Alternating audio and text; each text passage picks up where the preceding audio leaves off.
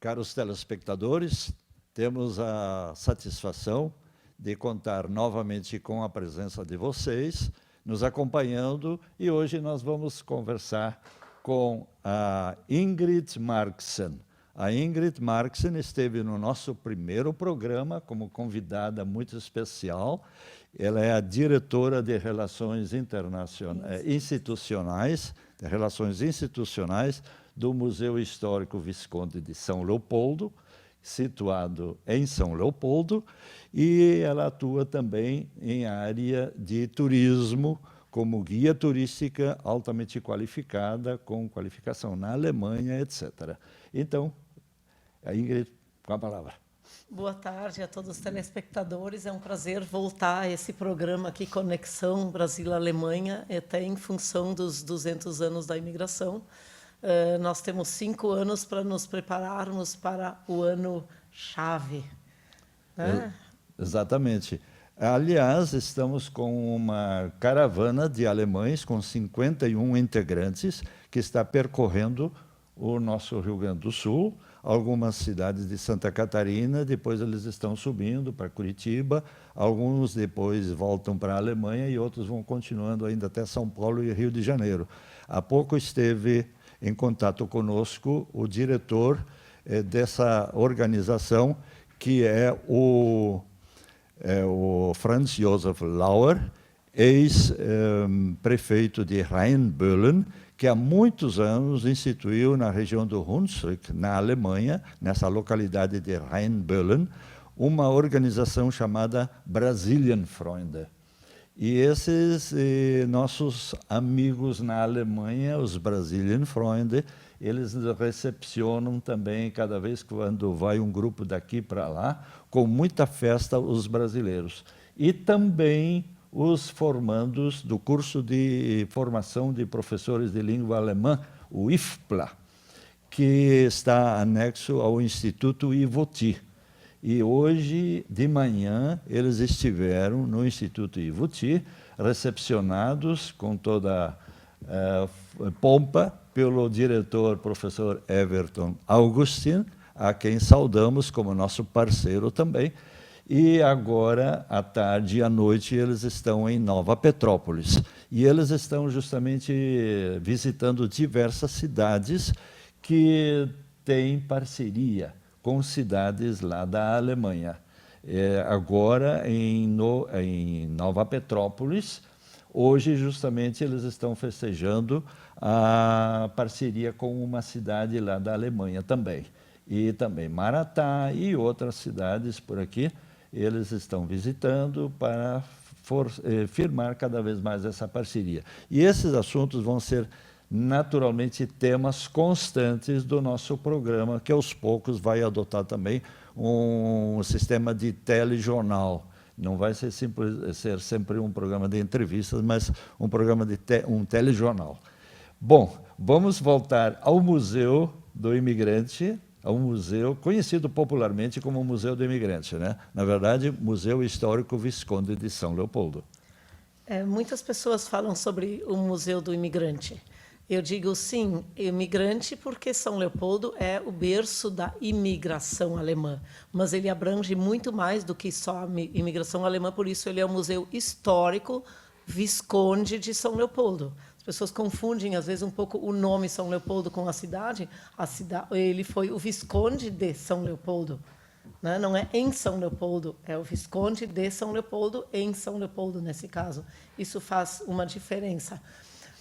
Mas nós temos um acervo muito rico e, na verdade, começamos, se a gente pensa na época da Casa da Feitoria, que, infelizmente, nesse meio tempo continua desabada ainda, que é uma casa onde os escravos faziam as cordas e os cabos para os barcos bem antes da imigração. Quer dizer, uma casa muito mais antiga e mantida ela sempre com a sua aparência original. Casa nenhuma dura 200 anos nesse feitio, né? Principalmente não com telhas de barro, e inclusive a casa ficava no meio da fazenda do linho cânhamo, e sendo no meio de uma fazenda, não tinha uma avenida dupla como ela tem hoje, com um trânsito de alto peso. Né? Todo esse trânsito de ônibus e caminhões que faz até os nossos prédios onde nós moramos muitas vezes tremer. E com isso a casa teve problemas, lógico. Mas a gente está também tratando do restauro e tratando em função dos 200 anos, que é o nosso tema principal, tratando de transformar aquela área toda da casa em uma grande área de imigração, inclusive pensando em fazer ali área de restaurantes típicos, de área de lazer, uma área muito grande para toda a imigração no bairro Feitoria, começando ali naquela esquina onde fica o museu e o colégio agrícola, porque também colégio agrícola hoje em São Leopoldo não está mais fazendo tanto sentido quanto fazia com o espaço, porque o prédio ao lado da Casa da Feitoria, que era o internato do colégio agrícola, hoje, qual escola ainda tem internato? Eu não sei se ainda em Ivoti tem internato, mas a maioria das cidades hoje tem um ensino médio completo, e é por isso que não é mais necessário ter um internato. Eu sou uma ex-aluna interna do Morro do Espelho, eu sou ex-aluna do Instituto Pré-Teológico, e também o Colégio Sinodal, vizinho ali do IPT, tinha internato ainda até há mais ou menos 30 anos atrás. Certo. Hoje, todas as cidades no nosso interior e no interior do Brasil em todo têm escolas. Nós tínhamos internos que vinham do Espírito Santo, que vinham de Cuiabá, que vinham da Rondônia. Isso não é mais necessário hoje. Eles só se mudam para faculdades. Certo. E aí eles não são mais internos, eles moram em alojamentos. Não tem mais alguém que está ali educando jovens como internos de 11 aos 15 anos, digamos, né? Certo. Historicamente, a gente está acostumado a considerar a feitoria do linho cânhamo como uma herança cultural alemã. Sim. Agora, eu li recentemente que também os afrodescendentes têm alguma aspiração em relação a isso, de recuperação histórica, porque, afinal de contas, eles que começaram, na época, eu acho que incentivados pelo Estado. Sim. Como é que está essa relação hoje em dia dos afrodescendentes com o Museu Histórico ou com o movimento, digamos assim, em São Leopoldo, né? Existe alguma coisa já mais concreta de aproximação ou nem tanto? Eu diria que nem tanto, mas, na verdade, a gente também tem essa informação, só que, de momento, nós estamos tratando de uma questão legal. Quem é o dono do terreno, quem tem a escritura do terreno, quem tem a matrícula desse terreno. Sim. Porque depois disso, depois que os imigrantes saíram de lá, os primeiros 39 foram colocados ali, né? Isso. Depois que essa casa não serviu mais para os imigrantes, ela foi uma escola municipal.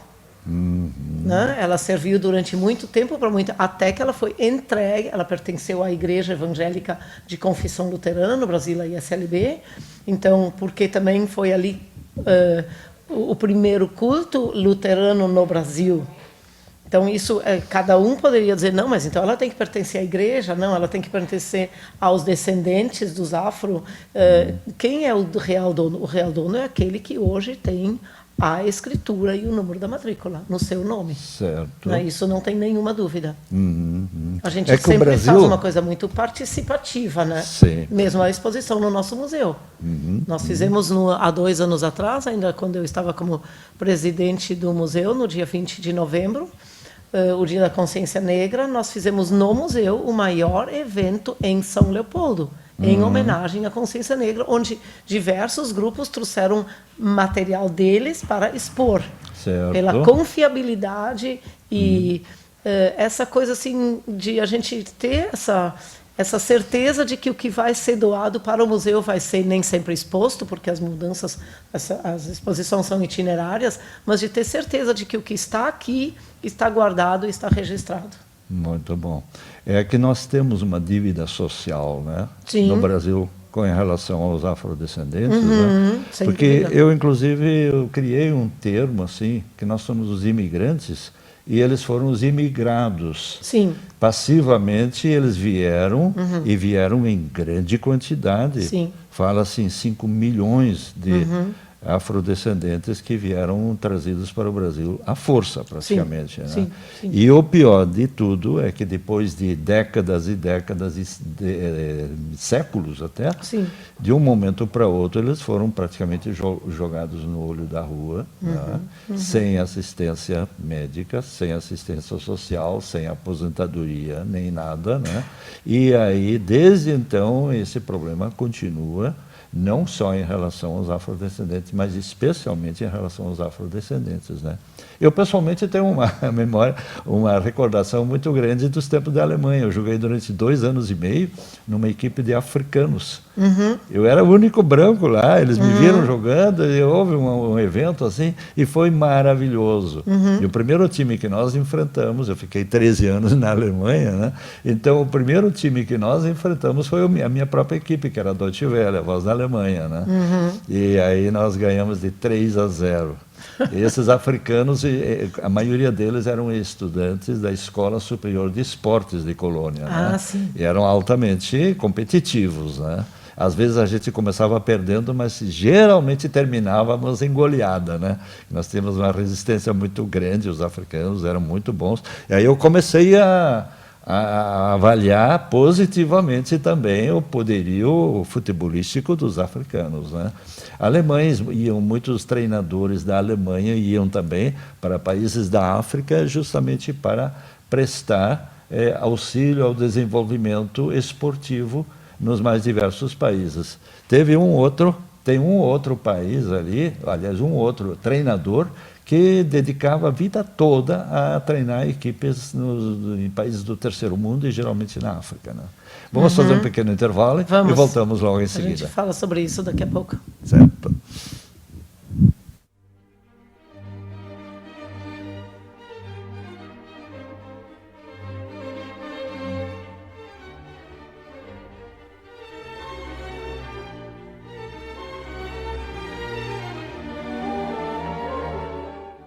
Chegou a hora de ser global com a Sebratel. Internet rápida, segura, links de peso dedicados, data center e muito mais. Na Sebratel, contamos com uma equipe qualificada para atendimento exclusivo e suporte local e na busca de soluções para as mais diversas necessidades. Contamos com uma rede de empresas parceiras por todo o Rio Grande do Sul. Assine Sebratel e viva o sucesso do seu negócio. Seriedade, responsabilidade e comprometimento refletem a alma da Campal, empresa cuja missão é proteger e orientar seus clientes ao crescimento e prosperidade através dos serviços contábeis, consultoria especializada e assessoria jurídica. Nossa estrutura física e tecnológica tem investimento constante para assegurar o melhor para nossa equipe e nossos clientes. São 30 anos no mercado, havendo conquistado nome e crédito de muito respeito e idoneidade. Somos o seu parceiro para o crescimento sólido. Campal.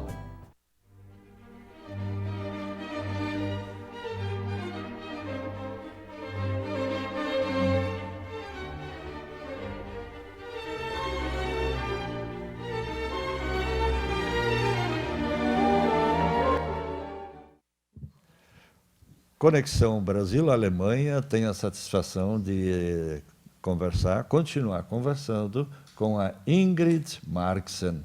Ela é diretora de Relações Institucionais do Museu Histórico Visconde de São Leopoldo, mas também já foi presidente durante 2 períodos de 2 anos, então, num total de 4 anos, tem conhecimento aprofundado do museu. Há uma pergunta, vem muita gente ao Museu de São Leopoldo para visitar? Sim, nós temos um gráfico que mostra que nós estamos crescendo e faltam poucas visitas agora para fechar esse ano com mais visitas do que no ano passado. Claro que a gente contabiliza também em separado as escolas, porque cada aluno conta. E as visitas guiadas, anunciadas, são muito interessantes, principalmente para alunos, porque eles ficam muitas vezes tão encantados, principalmente os que são da nossa região, que eles dizem, mas então no sábado, porque o museu está aberto aos sábados também, eu quero vir aqui com meu pai ou com minha mãe, trazem a família toda, os amigos, os vizinhos. Muitas vezes eles voltam por causa disso. Isso é uma coisa bem interessante. O museu abre de terça a sábado, até porque o nosso presidente agora, o Cássio Tagliari, ele tem um trabalho fora, ele trabalha lá no Polo Petroquímico, lá em Triunfo, e com isso ele nunca está durante a semana, durante o horário do museu. Então o museu está aberto o sábado o dia inteiro e ele está lá, e para isso a gente fecha as segundas, isso é uma novidade. A pedido para grupos sempre é mais fácil, porque então a gente se organiza com uma visita guiada, né? Sim. E principalmente escolas, tem escolas que fazem, inclusive, uma coisa muito interessante, as escolas já vêm com um questionário para depois falarem sobre isso, que os colegas, que os alunos viram no museu para falar sobre isso em aula, em sala de aula. Certo. Isso é uma coisa muito interessante. Nós também motivamos sempre de novo que as pessoas sejam mantenedoras, o museu é privado, com um fim público, mas ele sobrevive de mantenedores, de amigos, de apoiadores, ele não recebe nenhuma verba pública. Né? Até recebia até um tempo atrás, mas a verba pública foi cortada sem aviso prévio e nos deixou em maus lençóis, eu tenho que confessar isso. Nós fizemos uma folhinha, que eu até trouxe para ver, que é assim, seja sócio mantenedor do museu. A gente tem uma belíssima parceria com o Sicredi, que com isso a gente pode enviar o boleto via e-mail, por endereço eletrônico, sem custo. Isso é muito mais fácil. Muitas vezes a pessoa não tem como vir regularmente ao museu. E também pode ser assim, eu posso ser um mantenedor que faz o meu pagamento mensal ou bimestral, uma vez por ano só. É a escolha do cliente, a escolha do amigo, a escolha daquela pessoa que preserva também a história da cidade. Na minha época, onde eu estava como representando também a biblioteca do museu, antes da presidência, nós tínhamos muitas vezes telefonemas de pessoas que diziam: estou desmontando aqui o apartamento dos meus pais, porque eles vão se mudar, eles não querem mais, nós temos aqui um armário cheio de livros. Bom, e agora o que eu faço com isso? Eu digo, traz tudo para cá. Nós vamos selecionar o que é importante para o museu e o resto que não é importante para o museu, para pesquisa. Nós não somos uma biblioteca de livros que se empresta, né? Nós somos uma biblioteca de pesquisa. Certo. Então, o que não importa, a gente passa adiante depois. Mas, além disso, hoje tem no museu a empresa que se chama Genealogia RS, que ficava localizada em Porto Alegre e que se mudou para dentro do museu com todo o seu acervo, com todos os seus produtos, onde quem quer fazer a sua árvore genealógica venha, liga e marca uma hora para que um pesquisador esteja lá para ajudar a formar essa árvore. A gente não vai dar o produto pronto, a pessoa vai pesquisar com a ajuda de pesquisadores. Tá. Eu tenho aqui o endereço. Exatamente. Para terminar, vamos dizer assim, vamos dar a ficha completa, o comercial completo, horários, contatos, como é que faz para entrar na vida do museu? Museu Histórico Visconde de São Leopoldo. Fica na Avenida Dom João Becker, 491, isso é no centro de São Leopoldo. Na mesma avenida aquela da rodoviária? Na mesma avenida de entrada da rodoviária, fica ao lado tem a Praça do Imigrante, do lado tem a Câmara de Vereadores e ao lado é o museu. Isso nós temos estacionamento dentro, próprio, quer dizer, né? gratuito, isso é importante. Quando querem fazer um agendamento, liguem para o número 51, obviamente, 3592 4557 4557 ou para um celular que é o 98115 0211. Nós estamos no Facebook, também no Instagram, como Museu Histórico Visconde de São Leopoldo.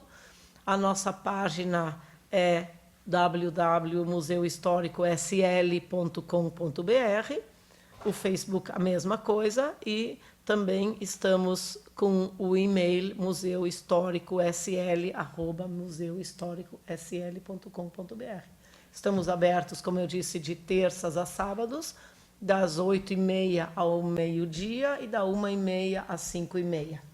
Muito obrigado. Todos vamos para o museu agora. Vamos todos para o museu e com certeza vão poder sair também. A gente não vai segurar ninguém lá, apesar da idade, muitas vezes. Porque nós temos voluntários ali com mais de 80 anos. Nós estamos hoje com 2 funcionárias e mais de 20 voluntários. Beleza, Isso maravilha. é um lugar bom para trabalhar. Muito obrigado. Conversamos Eu hoje. agradeço muito. Conversamos com a diretora de Relações Institucionais do Museu Histórico Visconde de São Leopoldo, Ingrid Marksen. Muito obrigado. Obrigada, e até uma Silvio. próxima. Obrigada a atenção de vocês. Até uma próxima.